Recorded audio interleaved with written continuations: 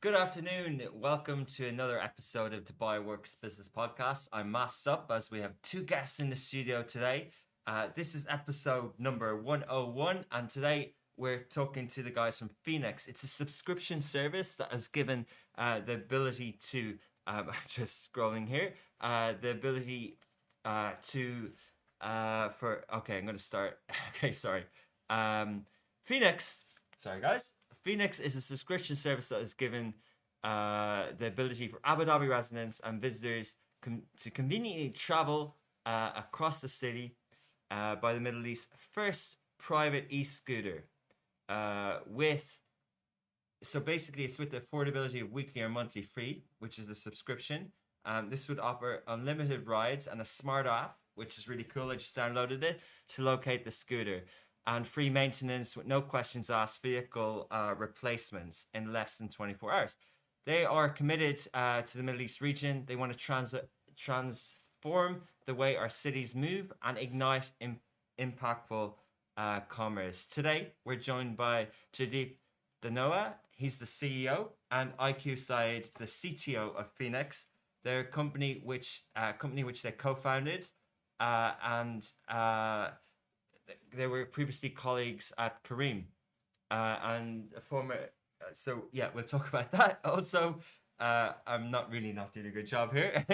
IQ is an entrepreneur who has founded previous companies before FENIX. Both of them created FENIX with a vision to unleash the urban potential and propel communities forward. Today, we will be talking about the FENIX business story, e-scooter subscriptions in Abu Dhabi, and the wider team of Smart Mobility. Hi guys, welcome. Yeah, good morning.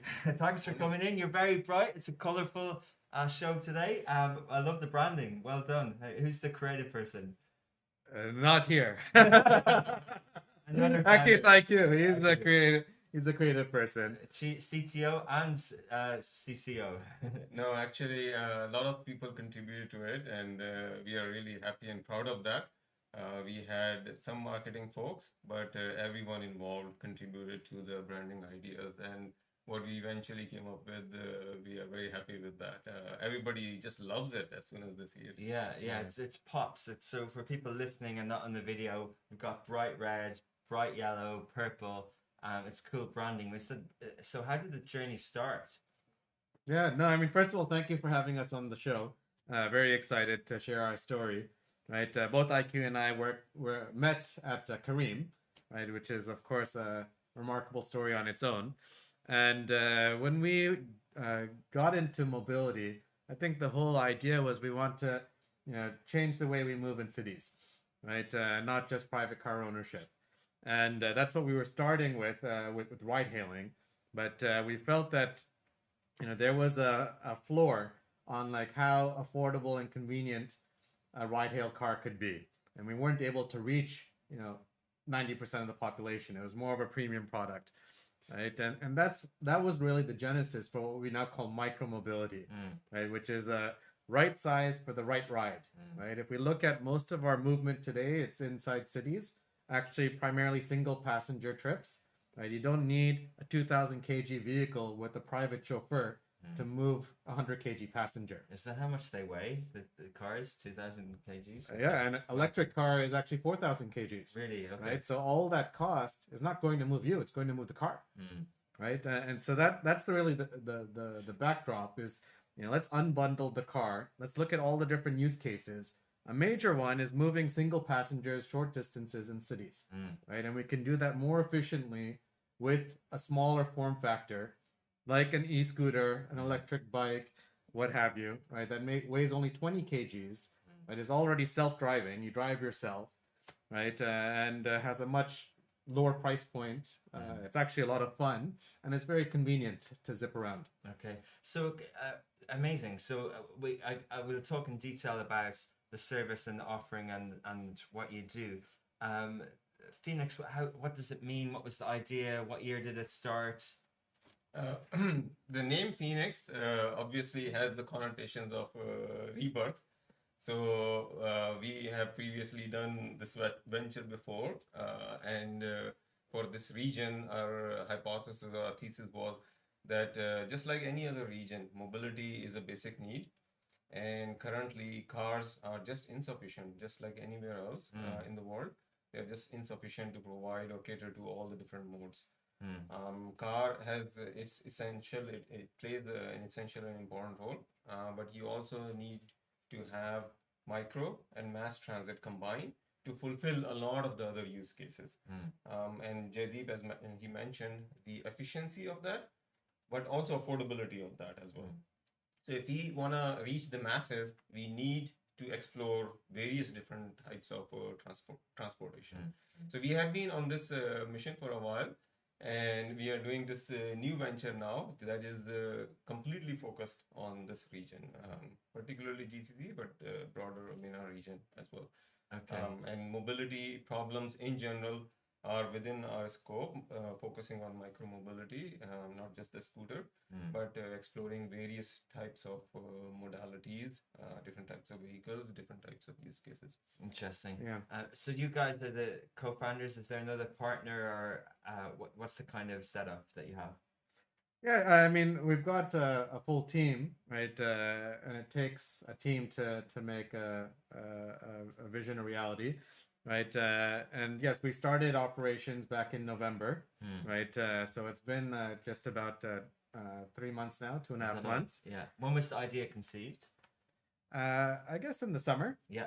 Right. Only last year. Very new. Cool. Right. That's when we started working on FENIX. But yeah, we launched in November. And we're very happy with the early results. We're actually already the leader in the region, in 2 countries and 4 cities and growing, right? And we have a few different, I guess, products that we're bringing to the market, both a shared e-scooter service and a private subscription service called MyFENIX, which you were referencing at the start. Okay. A quick thought, just to supplement that. You asked about when the concept came into being. So last summer, obviously, like the whole world was suffering from COVID and post-COVID lockdowns, obviously. And it wasn't clear at that time to a lot of people what kind of modes of transportation are the most suitable. Now, what we were already starting to see and also very strongly believed in was that micromobility is one of those very few modes that actually works very well in a post-COVID world or a mid-COVID world, because there is natural isolation with this mode. So with any other shared type of transportation, even in a car, you are at least in close proximity to a driver. And in mass transit, obviously, there's a lot more people. So micromobility actually helps relieve a lot of stress on the other modes of transportation. And as an individual, you feel a lot safer. And more specifically, we looked at this problem of like how to give even more reassurance to our consumers about the micro vehicle being safe. So we came up, or rather the team came up with the idea that we should have an integrated hand sanitizer or hand sanitization dispenser with the scooter. So this is our own innovation in-house by the team. The only scooter in the world or company offering such a scooter where the user can be really reassured about their safety. So they basically sanitize their hands just before and just after riding the scooter. So it keeps them safe as well as the other riders who would come after that. Interesting. So when we look at smart mobility, and we can discuss it in different aspects, how do you, as entrepreneurs, how do you assess the opportunity? Because when an ecosystem, when a new trend is emerging, and when there's a lot of appetite and investment from all angles, whether it's batteries, whether it's service, whether it's whatever, how do you assess where to go, and then how do you execute on that? And can you talk a little bit about the scooter ecosystem in the region, and a little bit about the journey, no pun intended, that the scooters have been on in the last sort of 5-6 years? Yeah, that's a big question. Yeah. Right. Look, I think big picture, we see mobility as a means to an end. Right. People generally are not moving just to move. They're moving because they want to get somewhere and they want to do something. Right. And it's not evenly accessible, actually. One thing we like to share is that mobility, in many ways, is a regressive tax, where the less you make, the more you pay in terms of share of income and in terms of time. Can you explain that? So the richest of us, right, own cars, live close to work, right, and maybe we spend 1% of our income on transportation, and we get to work in 15 minutes, right? Most of the population is using public transit, right, and they have much longer commute times, right? It could be an hour each way, it could be 90 minutes each way, right, or even longer in some cities, right? And that is also a pretty significant tax, right? Because if you're awake 16 hours and 4 hours is spent commuting, that's 4 hours you could be doing other things. You could be working and earning. You could be nurturing your family, right? Your children. The opportunity cost right? is there. Yes, yes, right. You could be learning. You could be taking care of your health, sleeping, exercise, right? That's a long-term cost, right? You could be consuming and enjoying life, experiencing life. Yeah. Right. So that's part of where our mission statement comes from. Right. We want to unleash urban potential, propel communities forward, make it more affordable and convenient for everyone. Right. And so when we're thinking about the mobility landscape and the smart mobility landscape, it's not that there's like one size that fits all. Right. It needs to be a multimodal transportation network, right, that has different modalities for different needs, right? Of course, there are the mega trends around like electric, automation, mobility as a service, things of that nature, moving to shared instead of just owned, right? Yeah. And so we're trying to plug into some of those trends, right?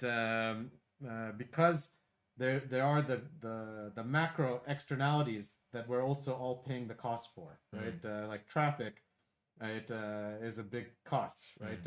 More people are moving into cities, and everyone's getting into cars, right? That means the traffic is getting worse, right? If we can increase the throughput on our existing infrastructure, we can reduce the traffic cost, right? Air pollution, right, is a massive health hazard in many cities, right? Which comes primarily from transportation, right? If you can accelerate the transition to electric, right, which has no carbon emissions, right, that's a huge net positive, right? Of course, there's the global warming price as well, right? And transportation is the number one emitter of carbon emissions. IQ, you probably have some thoughts as well. Yeah, some quick thoughts to add to that. One is that as entrepreneurs, when we look at the opportunities out there for mobility, so some of that we already talked about, like how there is still potential with cars, but kind of like reaching its saturation point, right? Then what else is there? Obviously, there is autonomous driving. I have some background in that. There is huge potential there, obviously, in saving lives, but it's also a very long-term project. Its impact is going to be there in 2 to 10 years, even like liberally or optimistically speaking, right? So if you want to have impact today, what can we do with our creative energies, with our technical background, with our business acumen, and also our desire to make a difference for people, right? So micromobility is here. It's also quite innovative. It's enabled by some relatively recent advances in tech as well. So obviously, the compact motor, the powerful batteries, and the IoT. These things enable a relatively small vehicle to be able to drive relatively, like a big weight, right? Person. And also be connected and allow the shared use case, right? But this is just the start. We don't necessarily think that all the different micromobility vehicles of the future are going to be a scooter. They may look very different, and that's why we also want to invest into R&D as well. Okay. That we want to figure out what are those different types of personal use vehicles that can serve those various different use cases.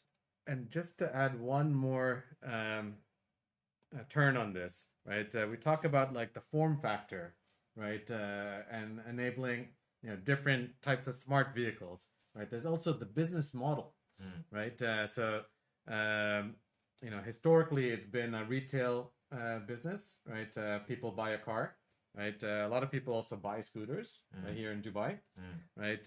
Now we have we pioneered shared e-scooters in the Middle East, right? As another business model where you don't own it, you pay per ride, right? And you start and end, door to door, right? And now the latest innovation that we've introduced is the private subscription, where again, you don't own it, right? But you get a vehicle You can rent delivered to your house, right, for free, with the perks of the shared scooter, where it's a smart vehicle, internet connected, right? You can track it and locate it in your app. It includes free maintenance, free insurance, right? Which we take for granted with car purchases. We don't have available in micromobility today, right? So FENIX is offering that, right? And you get to see, is this something that I'm really going to use, right? At a bite-sized price, instead of paying like, 2, 3, 4,000 dirhams, right? For a vehicle which you don't know what the quality level is, right? You can try it for 200 dirhams a month. Yeah. Right. And that means it's within reach of a lot more people, right? Even lower income segments that are making 3,000, 4,000, 5,000 dirhams a month can afford to pay 200 dirhams for their mobility. Yeah. Amazing. It's great to hear how entrepreneurs assess an opportunity and how you've kind of framed this as well for FENIX. So in summary, you look at smart mobility as the macro trend. You look at this region, you look at where the opportunities are in the short term. It's more about micro mobility as opposed to self-driving cars and things like that, or even other things that might happen in the sky for now. And flying taxis. Flying taxis, exactly. But even by narrowing it down, you're still doing subscription. You're doing products. You have a nice app. You have a CTO. I want to ask about manufacturing, and you're doing microfinance as well. So even you've narrowed it down, it's still complex. Is that fair? Yeah, lots of things go into that. Obviously, there is a frictionless user experience. You want the user to have to do the littlest possible to take a ride. You want to have your vehicles available really close to them. So obviously, you can do that by having a lot of vehicles, but that obviously requires a whole lot of investment, can potentially lead to underutilization on a per scooter basis. So you want to actually deploy them in areas where they would see the maximum use, right? So there is that element of data and understanding the city, also working with the city and getting insights about what do they think are the biggest mobility related or infrastructure related problems and where scooters should be deployed. And then there is the aspect of actually really big problem with operations as well. Like, how do you do the operations in an optimal way? So one of the things that we have done is that we are using solvable battery scooters. What's that? Solvable battery scooters are where the battery can be removed and charged separately. So when you do your operations, you only have to bring back your batteries into the warehouse, not the whole scooter, which obviously reduces the footprint of the whole operations as well. So they are much lighter weight operations because you're not moving scooters in your vans. And also the scooters can stay on the streets and serve the consumer. Where are your scooters made? We work with the manufacturers in China, and we have designed co-designed a custom vehicle that we are using, and we are continuously working with them to evolve our models, and not just from like the perspective of various types of use cases, but also localize them for this region. As you know, that there are certain dynamics that make this region different. Heat or temperature is one of them. Also the specific dynamics around the densities of our cities. So there is a lot that we need to still do. We have done quite a bit. Obviously, our app is in Arabic. We have local friendly payment methods, but we want to continuously keep working on that and make sure that our vehicles and our app and overall tech is really custom, and overall offering also is fully customized for the region. Yeah. So your previous background building tech and products like this, was that a crucial role? Was that something that you had to have ready to go to market? Yeah, definitely. But I would say that operations also played a really, really big role, because you really need to understand these things and operationalized it, have your run books and so on. Jaideep, you Yeah, wanna- I mean, if I could just add, right, like this is a new form factor, right, that didn't exist when we were growing up, Yeah. right? And so we are really trying to drive market acceptance in the region, right? That we should change the way we build cities from being car centric to being people centric. Yeah. Instead of how do we move the most cars, how do we move the most people? Yeah. Right. And so to drive that market acceptance, right, we can't just go on theory, right? We have to earn the trust and confidence of all the stakeholders, of the residents, of the government, partners, etc. Right. And that requires actually a holistic approach to the problem, right? We talk about, designing custom vehicles that are purpose built for continuous shared use, right? That can withstand the temperatures, the heat, etc., and don't wear and tear and break down. We talk about, having high quality, reliable operations, ensuring the vehicles are in the right place at the right time, right? And also that they are prevented from going to the locations where it's not safe. Where, like, no one should ride a scooter on Chick's-Eyed Road, right? So we have proprietary geofencing technologies. Unless it's an official event when the roads are closed off. Yeah. Right? Yeah. Yeah. And then And there might be some scooter races in Dubai in the future, inshallah. Yeah, I very hear, well I hear could they're be. planning something in business faith, but yeah, continue. No Right? comments. That was Right. telling.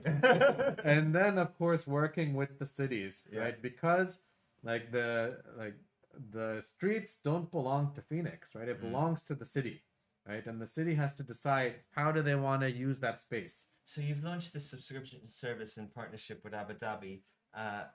What role has regulation played? We're here in 2021. You guys launched in November 2020. We started out at Astrolabs in 2015. There's a lot of scooter companies that have tried, that are there, that are doing well, that aren't doing well, etc. How has it changed? Like, are you guys just at the right place at the right time in terms of this, or is it a competitive space? And how have you worked with the government? Jaideep is basically the guy who created this market or introduced scooters to this region. So Jaideep can really speak to it. But overall, we really believe in working closely with regulators. And it's a very two-way relationship. We want to learn from them, and we want to introduce them to the various aspects of like how micromobility works around the world, in our region as well. But Jaideep, Yeah, I'd say we're still in really the formative Okay. stages of the transformation to incorporate multimodal, right? And remember, we're talking about atoms, not bits, right? So it takes time to change the real world, right? It took a long time for all. You mean in terms of human behavior? Not just human behavior. I'm saying like the roads, to add cycle lanes, to repurpose car space for micromobility, right? Okay. Remember, it took decades for all the plumbing for cars to be established in our cities, right? Over the past 100 years, there's been all this infrastructure investment, right? And so the interesting thing is, like, you look at if you take like the bird's eye view, look at what's happening like around the world, how many actually hundreds of cities have now started introducing this concept into their market, right? And started especially coming out of the pandemic, right, accelerating their plans to repurpose streets for micromobility. You look at Paris, you look at London, Barcelona, Oslo, many others, right? New York and others, right? And even here in Dubai, right? Sheikh Hamdan announced it, right? That they're going to make a bicycle-friendly city. Yeah, amazing. Right. I see the exciting projects in Saudi with Neom and the line. This Exactly. really interesting space. Exactly. Right. So I think there is an alignment, right, in terms of city planner like objectives, right? Facilitating commerce, reducing traffic and pollution, enabling access to the metro systems that a lot of cities are building here. You need that first last mile solution, right? So it is a meeting of the minds. Generally, there's a lot of positive receptiveness when we bring these talking points, these key messages, but we have to do it in baby steps, right? With small successes, right? Before we make radical changes. And when you, yeah, so what else happens? Like, can you talk a little bit about the scooter companies? Like your previous company, Kareem, also have scooters. Was that something you were involved in, and how does that work? Yeah, so Kareem scooters were developed relatively recently. So I wasn't, or we weren't personally involved in that. But generally speaking, our position is that the world and our region needs other modes of transportation. Yeah. We at FENIX cannot address the whole problem. It's a really, really massive problem. It's hundreds of billions of dollars worth of problem. So we are gonna need a lot of players out there to really make a difference and bring about the change. It also, generally speaking, obviously having multiple operators out there, it pushes the envelope on innovation and also with adoption. So generally speaking, yeah, we wanna be operating in an environment where we are not the only ones doing this. If it's worth doing, then there better be other folks too who are working on this. Interesting. So, what do you think? Where's the opportunity? Do you think that people will be having a scooter on subscription depending on their requirements, their travel requirements, in addition to a car, or do you, you know, is it something that you can go, okay, this is the potential market size, or does that market size get untapped or unlocked when human behavior changes and when the cities change as well? Yeah, so we believe that it's not about force fitting one model for everyone, right? We want to offer choice, right? And so we talk about like different business models, right? So some people prefer the ultimate convenience of like just renting it per minute outside their door to where they drop it off. Some people prefer, you know, having the private subscription where you pay on a monthly basis. You can pause it when you go on holiday. Right? Some people prefer to have their own vehicle at home, right? And even other form factors in the future, not just the e-scooter, right? And so we think there's room for all of those models, right? And the market will adopt, you know, the ones that resonate most in that segment and in that geography or micro geography, right? The other aspect is like we feel actually we're sure that, you know, this is not just like a big city need, right? Smaller cities, right, also need to the residents there also need to move around, right? And so we're investing deep in the market, right? Our plan is to be in all 7 Emirates this year, and all GCC markets next year, right? But for example, I mean, we're in Ras Al Khaimah, we're in Fujairah, right? A lot of demand for this solution. When you say you're there, as in your scooters are on the ground, or you can accept payments and people can subscribe on a monthly rental system? Yeah, so we are offering our shared scooters in both of those markets and Abu Dhabi, right? And also the monthly subscription service, My FENIX, is expanding, and we plan to bring it to all of UAE. Okay, and can people, obviously bright colors, can people spot your scooters? Is that how it works? Like, and they can go and rent it, but it's branded and you can see the FENIX scooters? Yeah, the discovery is either in person, out there, offline. You see the scooter, you can scan, download the app and use it. Or if you already have the scooter, you can find the scooters through the app, wherever the closest scooter is, and you walk up to it. And ideally, if we have done a good job, it's relatively close by to you, and available. So, and then you scan it, or you just press a button to unlock it, take a ride, and when your ride is finished, you end rent and walk away. Would you sell these scooters? You know, some people are buying these things as well for their homes and to commute to work, like Ali and some of our team here. Do you sell the FENIX scooter? Not yet, right? But we're not opposed to it, right? And there's definitely a market for owned micromobility. We see it here in Dubai, right? So many people have their own scooters, and that's the right choice for that customer. Yeah, interesting. Can you talk a bit about investment? There's a lot of things that you've built. It's obviously made an impact early on. Did you raise funds, or how does that work? Jaideep. Both try to pass the buck here. We're very proud, actually. that we were the first UAE tech company to raise a venture round from an Israel-based VC fund, Wow. Maniv Mobility. Right, this was back in November. Mm. Right, and they are a mobility-focused fund. Right, that take like old mobility capital and invest in new mobility opportunities. So some of their LPs include BMW, Mitsubishi, Renault, Nissan, Hyundai, and others. Right, and their portfolio is like over 4 continents, 30 companies, etc. So exceptional domain expertise that we now have access to. Right, and at present we've got a fair amount of capital behind us. Right, there was a 3.8 mil seed first close. That's a big number for a seeds. It's a good start, right? And I mean, I think our own perspective is that this region, right, has massive opportunity, and it's actually one of the most undercapitalized when it comes to micromobility in the world.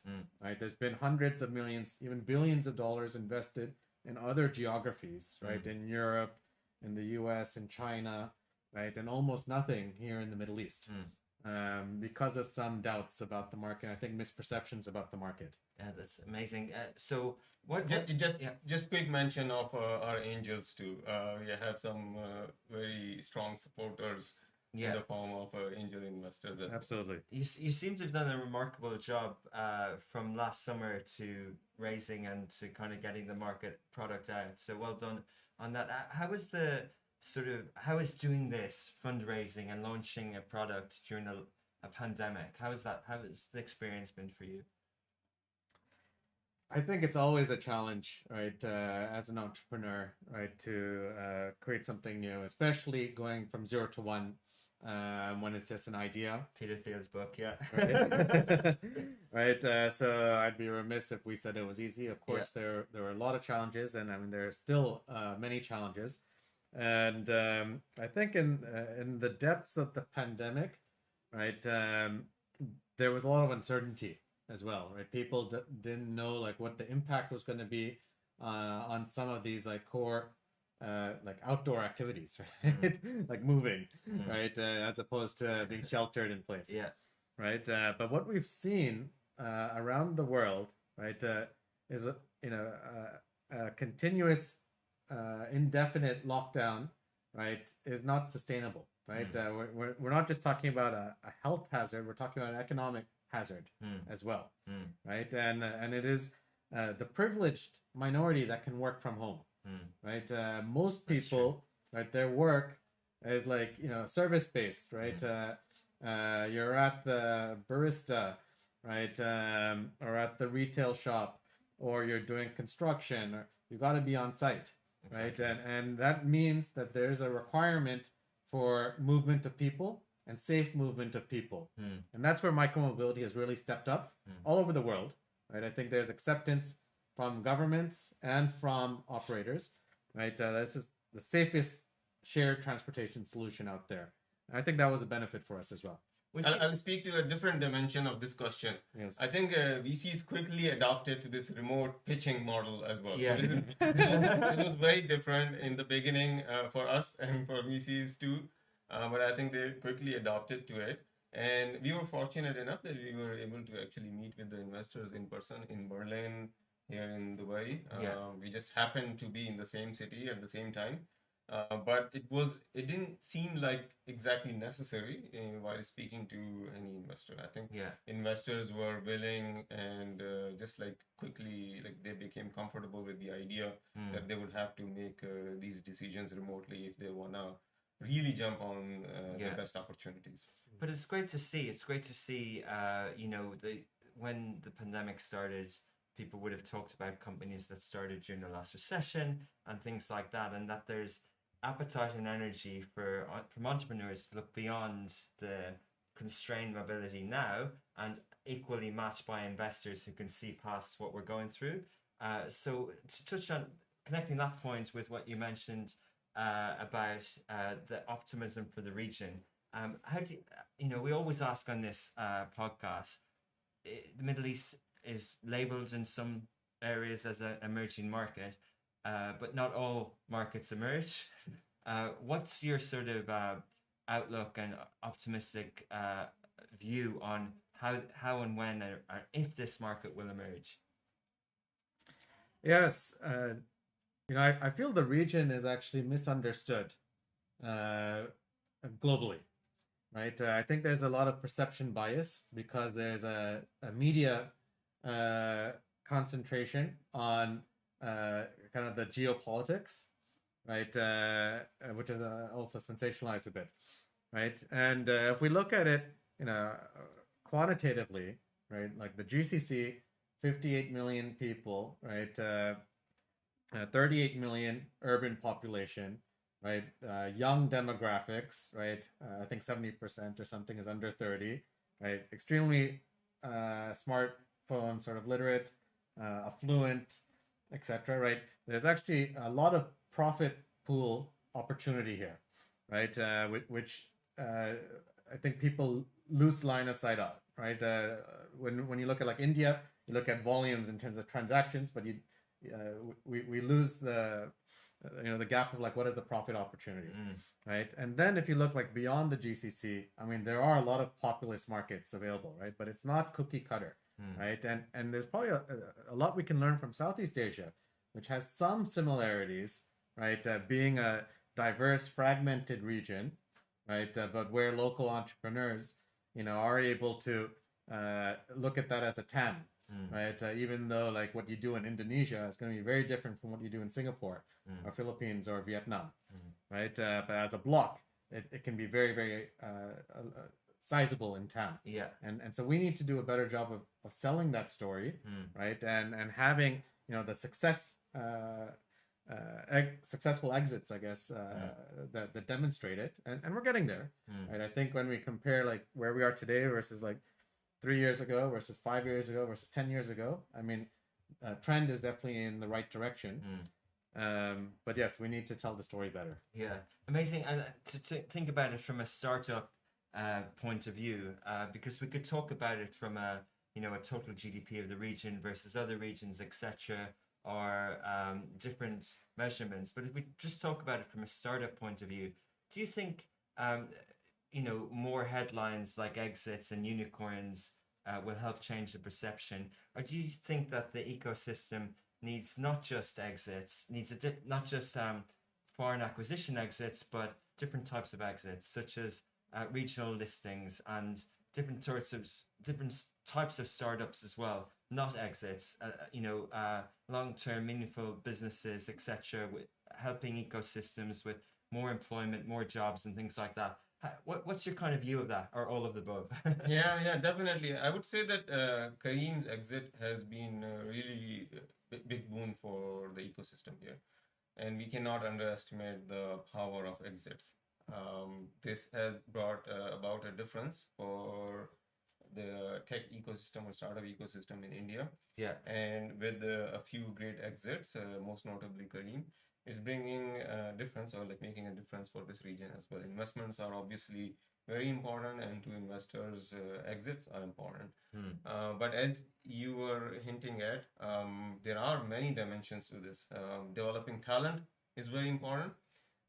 Previously, obviously, it was very hard to find talent locally for various types of problem sets that we wanted to work on. At Kareem, when I joined here, moved from the Valley to build in-house engineering team, my initial thesis was, or a prerequisite was, that to have a team outside the region as well. So we started an R&D hub or tech hub in Berlin, most specifically to be able to attract talent that could work on data science and machine learning problems. Wow. And also building large-scale distributed systems.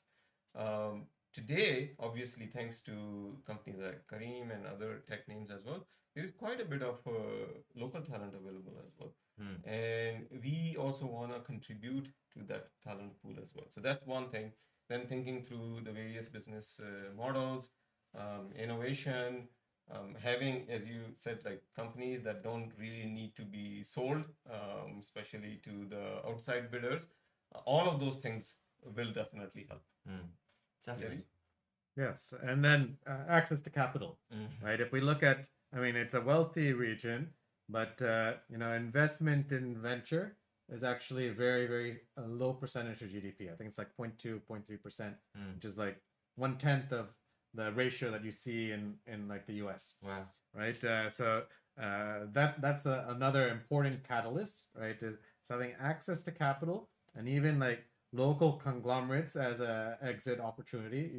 Trade sales even locally, not just an international company. And then, of course, having the listing. I mean, not just a trade sale, like being able to go public. Why not?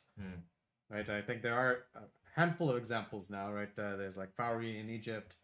There was a social app in Saudi that just went public on the Nasdaq, and we'll see more of them. That I'm sure of. Amazing. So last question, and we'll finish up on the regional expansion. We had Trucker on here recently and eCar in this sort of wider space, and they've talked about regional expansion. But I think you mentioned it's not a cookie cutter approach, but what's your view on it in terms of cities and countries? Like, do you have teams on the ground, or do you need partnerships, or how do you do that? Yeah, Jaideep is really the expert in this, but my perspective is that while there is a lot in common across the cities and countries in this region, it's also really diverse. Like in terms of, if you look at the broader region, MENA, you have lower GDP countries as well.